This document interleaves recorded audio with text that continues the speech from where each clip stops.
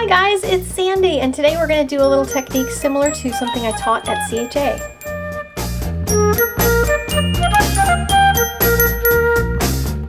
This technique is a three-step process. You have to emboss wax paper, and then iron it, and then ink it. So let's get started in looking at how this process works. These are the items that I need for step one in the process. One is wax paper, ordinary kitchen wax paper. I have a whole bunch of it cut to card front size, or just a little bit bigger than that, so they'll fit nicely in my embossing folders as I do that work.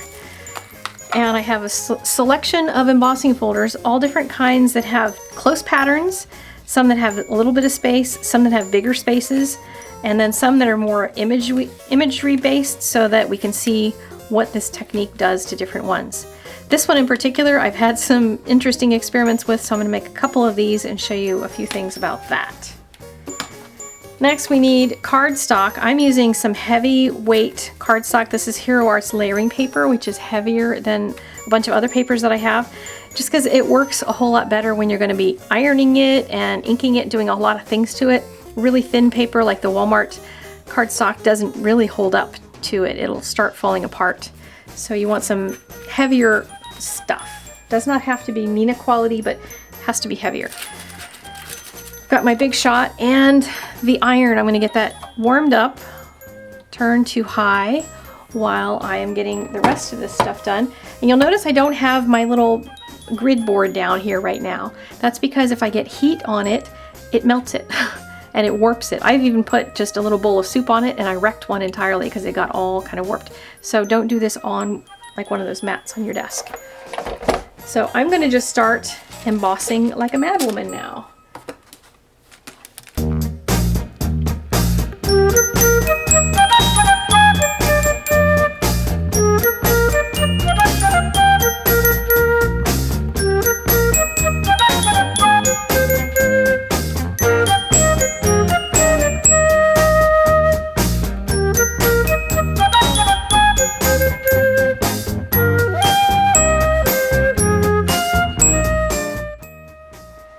Now I'm going to place a couple towels. This is just 2 terry cloth towels down instead of using an ironing board, because an ironing board is too soft for this, I found. So I'm just going to use my table surface. And this is what the folders come out looking like when they emboss onto the wax paper. So you can see there's a raised side and a debossed side. So you have an emboss and a deboss on all of these. And each side is going to come out a little bit differently. But on some of these I figured out what they will come out looking like, and I'm going to do them right the first time, and on a few I'm going to show you a test. But what I'm going to do on the backs of these is write, this one is the trees, and make a note for myself so I know which embossing folder is on the other side of this, so I remember that. When you get done with this, you may not be able to see the piece that you're looking at. So I want, on this particular one, I want to have the embossed side facing down, because that's the part that I want to be the pattern, and that's going to be the resist pattern. So I'm going to lay that down, and I'm using a piece of cardstock that's colored so that I can see what I'm doing, because I don't want to accidentally grab one of the wrong pieces to do this with. I'm going to get a piece of scratch paper to put over it, and then I'm going to iron for about 8 seconds. 2, 3, 4, 5, 6, 7, 8. And I'll peel it off. And now this is not usable for that anymore. And I don't know if you can even see anything. I can barely see any texture on that at all, but I promise you it's there, and after this cools down and we start inking it up, you're going to see what that's going to come out looking like. So it says trees on the back.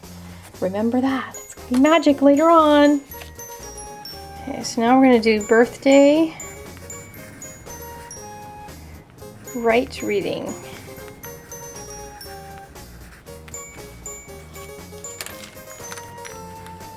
And that is going to be looking at it so that you can read this word on here.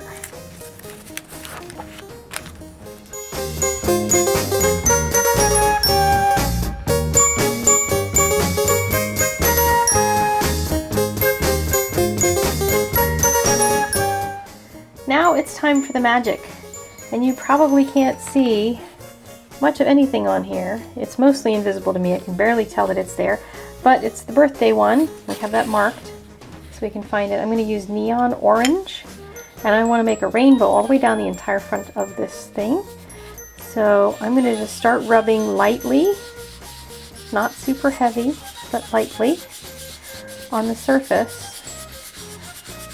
And watch the embossing resist start to show up. I'm going to change to pink because we're going to go through the color spectrum. I'm going to use a little bit of pink here. Now on some colors you may not see as much showing through, so you can just take a quick little Kleenex and wipe that down just a little bit. I don't have a little square of neon purple, so I'm going to use my big neon pad, and I'm just going to use the end of it. I'm going to rub. I don't want hard lines like that though, so I want to go over that again, nice and soft, so I get that rainbow effect.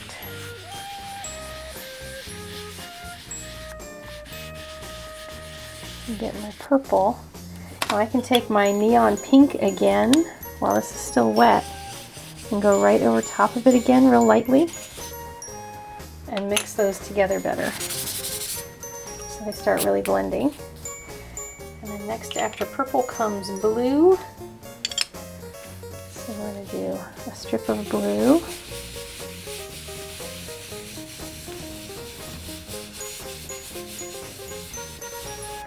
Again, I'm getting some places that are harsh lines, so I can just go over with the previous color and drag those colors so they mush a little bit better. And then quick wipe. And then at the bottom, it's going to be green as we go through that color spectrum. You can see all that resist just pops right through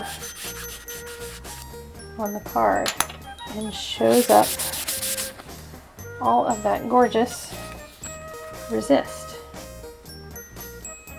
Now, I'm not as happy with the blending of these, so I'm going to take a blue that's a little bit drier of a pad, because I've got a couple of these, and the drier ones sometimes will blend better because there's less ink pushing onto the surface and making it a harsh edge. Yeah, that's much better. So I'm going to go deeper into the green to create sort of a dark blue-green in between them. Much happier. And now I want to go back into my pink at the top because I want a softer blend between those. So I'm going to rub very lightly across there. And I'm going to go back in with the neon orange again. And now I have a much better transition across the whole thing.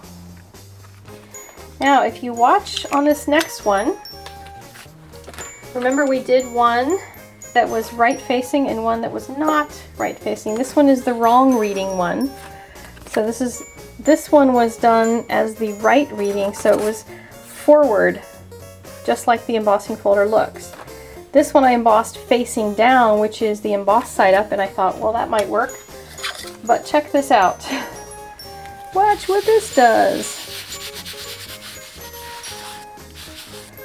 It's all backwards, and it hardly shows up at all because there's so much space in here that was waxy. So it totally got goofy. So if you end up with some that look really weird, try embossing the other side.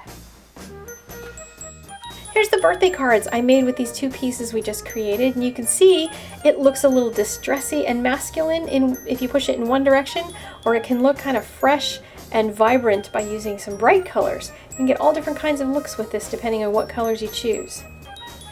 Now I'm going to run through some of the experiments that I did and tell you which folders didn't really work all that well with this technique. First is the Cuttlebug Dots. This is terrible. Well, it's not terrible if you like this kind of thing. It does look distressy, and I'm probably going to use it on a card, but it doesn't look like dots at all. This bird and leaves one, both of them, both directions came out really badly, and I think it's because there's so many wide open areas.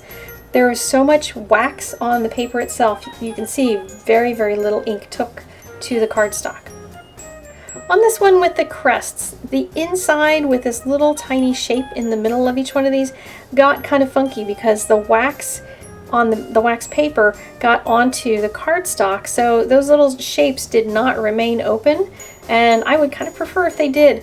I think in general you want to make sure that you don't have big wide open areas because that kind of funky thing is going to happen to them. On this cross stitch type embossing folder, the pattern is super close and tiny, so it comes out pretty crystal clear both directions, and you can see a lot of detail in it. I like both of them, and I'm probably going to end up using both of them on cards.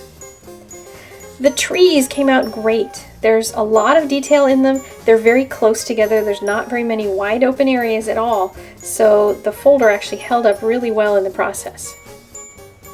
The Holtz folder, you can see that inside the wheels on one of them is a little bit lighter than the others because there was more of the wax that transferred onto the cardstock.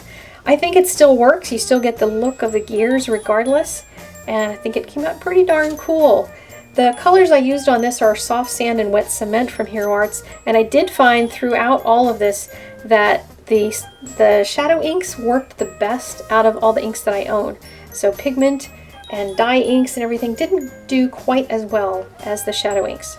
And finally, these stars from the Paper Studio came out absolutely fabulous. I really liked how they turned out. They didn't end up looking like flowers, they looked a little more like stars, which is what they're supposed to be. I hope my experiments were helpful for you and that you might go out and try this technique. If you do, make sure you leave me a link and tell me that you did. I'd like to know which folders you find success with. Do me a favor and leave me a comment in the doobly-doo and tell me whether you like the masculine look for this one better, or do you like the neon fresh look better. Thank you so much for watching. Thank you patrons for supporting, and I will see you guys next week. Bye now.